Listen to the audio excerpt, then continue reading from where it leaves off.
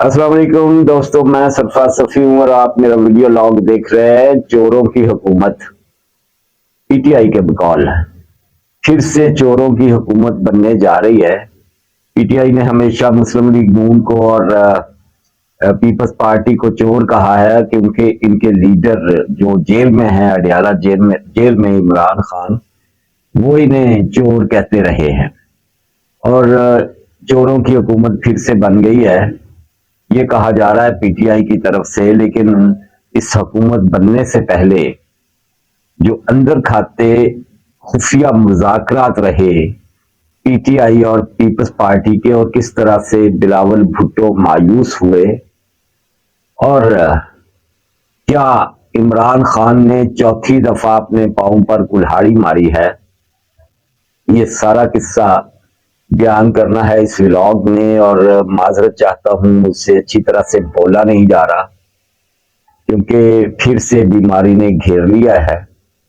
वो मुश्किल 3 साढ़े 3 साल की बीमारी काटने के बाद उठा था और ये चैनल बनाया था। आप दोस्तों की मोहब्बतों से थोड़ा बहुत ये आगे बढ़ा था, लेकिन फिर से कुछ अर्सा से, कुछ दिनों से बीमारी पूरी तरह हावी है और गुज़श्ता रात भी हॉस्पिटल में गुजरी है। गुजारिश है उन दोस्तों से जिन्होंने मेरा चैनल अभी तक सब्सक्राइब नहीं किया, वो सब ये जान लें कि जिस तरह से किसी सूखे हुए पौधे को पानी देकर हरा नहीं किया जाता, यूं पानी पानी देकर किसी सूखी फसल को, मेरे चैनल को सब्सक्राइब करके वो मुझे हरा भरा कर सकते हैं। इस सूखे पौधे को पानी दे सकते हैं, इस फसल को खाद डाल सकते हैं। जरूर सब्सक्राइब करें और बेल आइकॉन दबा दें। और आपके कमेंट्स और लाइक्स मेरे लिए जिंदगी है। आप पता नहीं समझते हैं इन बातों को या नहीं। आ जाते हैं उसी बात की तरफ जो खुफिया मुज़ाकरात होते रहे पीपल्स पार्टी और पीटीआई के दरमियान। बिलावल भुट्टो जरदारी की बड़ी ख्वाहिश थी कि वो किसी भी सूरत मुस्लिम लीग नून के साथ मिलकर हुकूमत ना बनाएं, क्योंकि वो अपनी इंतखाबी मुहिम की तकारीर में भी मुस्लिम लीग नून के लत्ते लेते रहे थे। मियाँ नवाज शरीफ पर अटैक करते रहे थे, शहबाज शरीफ पर अटैक करते रहे थे। उनकी ख्वाहिश थी कि हम पीटीआई के साथ मिलकर ऐसी हुकूमत बनाएं जो किसी से ब्लैकमेल ना हो।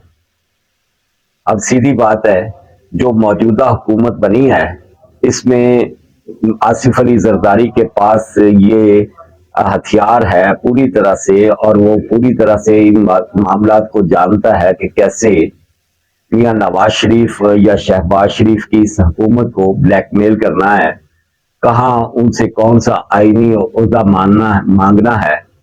मैं तो अक्टूबर 2023 में ही कह चुका था अपने व्लॉग में कि अगर नया सेटअप आता है इलेक्शन के बाद तो उसमें मियाँ नवाज शरीफ अगर वजीर आजम होंगे तो आसिफ अली जरदारी सदर होंगे। अब टाइम वो आ गया है कि आसिफ अली जरदारी सदर भी बन सकते हैं और ब्लैकमेल करके मियाँ नवाज शरीफ की नून लीग को वो स्पीकर का ओहदा भी ले सकते हैं, वो चेयरमैन सेनेट का ओहदा भी ले सकते हैं। लेकिन मैं नहीं समझता कि पीपल्स पार्टी इस हद तक जाएगी कि सब कुछ ही समेट ले।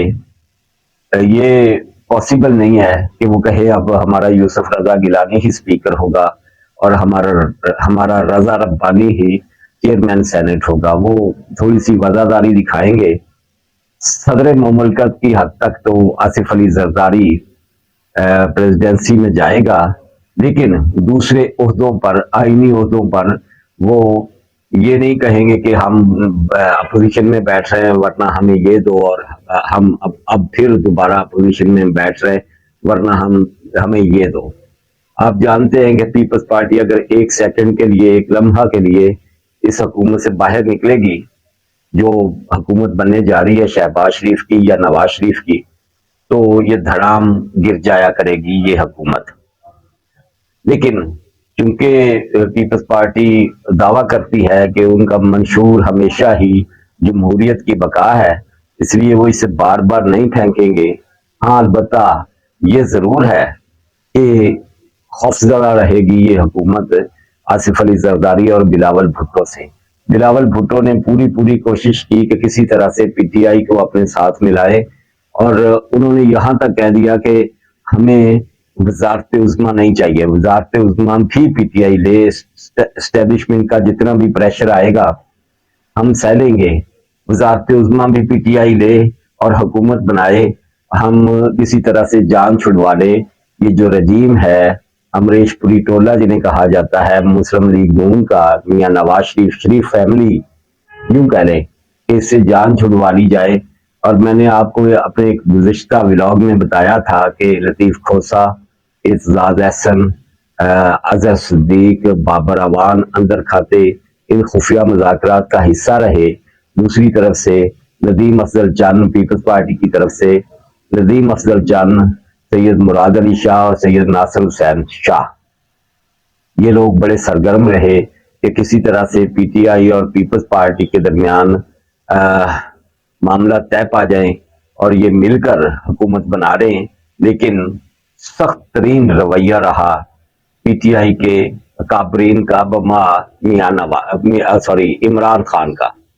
इमरान खान में जरा लचक नहीं थी इस मामले पर, उल्टा इमरान खान और उनका रऊफ हसन जो पीटीआई का मीडिया के मामला को जो देखता है, उनका लहजा इंतहाई करख्त रहा।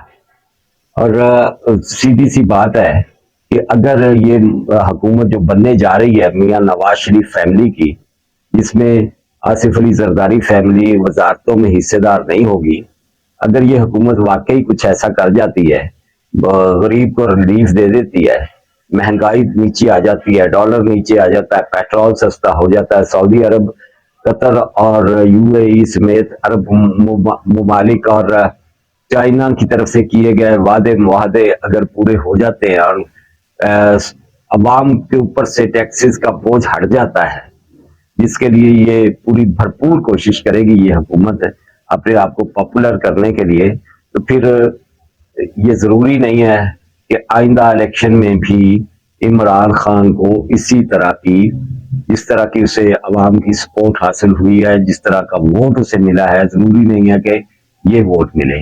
बहरहाल बिलावल भुट्टो ने अपनी पूरी कोशिश की थी, लेकिन उसे सख्त तरीन रवैये का सामना करना पड़ा पीटीआई की तरफ से। और हत्ता के बिलावल के खिलाफ, बिलावल ने जब प्रेस कॉन्फ्रेंस करके ऐलान किया कि वो मुस्लिम लीग नून के साथ जा रहे हैं, उस प्रेस कॉन्फ्रेंस में भी बिलावल ने ये बताने की कोशिश की थी कि ये किसी तरह से मुज़ाकरात पर नहीं आ रहा है और किसी तरह की लचक नहीं दिखा रहा है, इसलिए हम ये फैसला कर रहे हैं कि मुस्लिम लीग की हुकूमत बनवा दी जाए।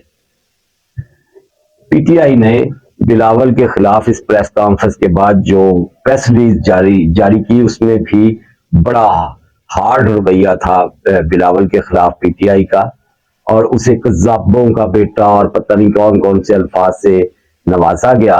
लेकिन कहने वाले ये कह रहे हैं कि अगर ये हुकूमत जो बनने जा रही है ये वाकई कुछ करके दिखा देती है, मुल्क के माशी हालात ठीक हो जाते हैं, IMF हमारे साथ चल पड़ता है, सऊदी अरब समेत अरब ममालिक हम पर पेट्रोल और डॉलर की मद में बहुत कुछ निछावर करते हैं, तो फिर इमरान खान के लिए बहुत मुश्किल हो जाएगा कि वो इस हुकूमत को पॉपुलर होने से रोक सके, क्योंकि अगर अवाम को रिलीफ मिल गया तो पीछे कुछ नहीं बचेगा। आखिर में सबको इस हवाले से तो मुबारकबाद बनती है कि पंजाब में एक खातून मरियम नवाज के रूप में वजीर आला बन रही हैं, और जमहूरियत के लिए और इस मुल्क में खवातीन को बराबर के हकूक देने के लिए ये बड़ा फैसला है।